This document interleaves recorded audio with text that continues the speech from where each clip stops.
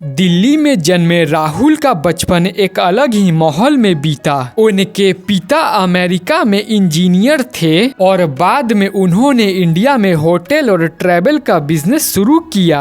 बचपन से ही राहुल को एविएशन और ट्रैवल इंडस्ट्री में इंटरेस्ट था। उन्होंने अपनी पढ़ाई कनाडा और अमेरिका से की। फिर बाद में भारत लौटकर उन्होंने इंटर ग्लोबल नाम की एक कंपनी शुरू की जो बाद में इंडिगो की रीढ़ बनी। और इंडिगो के दूसरे फाउंडर का नाम है राकेश गंगवाल। उनकी फैमिली कोलकाता के एक मिडिल फैमिली से बिलोंग करती थी। उनके परिवार की आर्थिक हालत बहुत ज्यादा स्ट्रांग नहीं थी, लेकिन राकेश का दिमाग बचपन से ही तेज था। उन्होंने आईआईटी कानपुर में पढ़ाई की, फिर अमेरिका जाकर एविएशन इंडस्ट्री में बड़े बड़े पद संभाले। उन्होंने यूएस एयरवेज, यूनाइटेड एयरलाइंस और कई ग्लोबल एयरलाइंस को टर्न अराउंड किया। फिर बाद में दो अलग अलग दुनिया के ये लोग जब मिले तो भारत की एविएशन इंडस्ट्री बदलने वाली थी। फिर साल 2005 में दोनों ने एक सपना देखा,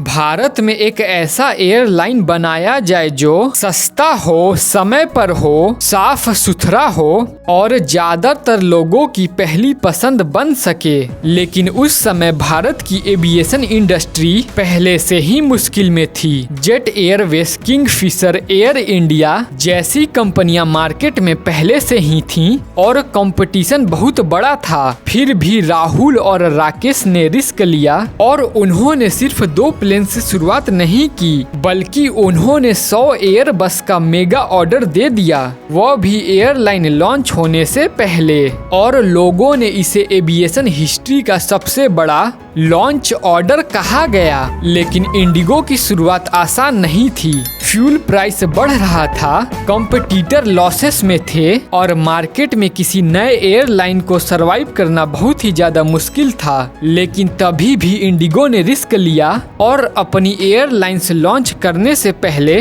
उन्होंने एक रूल को फॉलो किया, जिसमें इंक्लूड था no free frills, no entertainment, no unnecessary luxury. IndiGo का फोकस था कि लोगों को लो कॉस्ट पे हाई एफिशिएंसी देना। इंडिगो का हर एयरक्राफ्ट सिर्फ 25 मिनट में टर्न अराउंड यानी प्लेन उतरा और 25 मिनट में फिर उड़ गया। ये इंडियन एविएशन में पहली बार हुआ था। और साल 2006 में पहले इंडिगो प्लेन ने उड़ान भरी थी और फिर इंडिगो ने समय पर उड़ान, क्लीन एयरक्राफ्ट, सबसे कम किराया और फ्रेंडली स्टाफ की वजह से लोगों के दिल जीत लिए। फिर कुछ ही सालों में जेट एयरवेज का डाउनफॉल शुरू हो गया, किंगफिशर एयरलाइन भी बंद हो गई और एयर इंडिया को भी भारी नुकसान हुआ। लेकिन इंडिगो सीधे आसमान में चढ़ती गई और साल 2012 में इंडिगो बन गई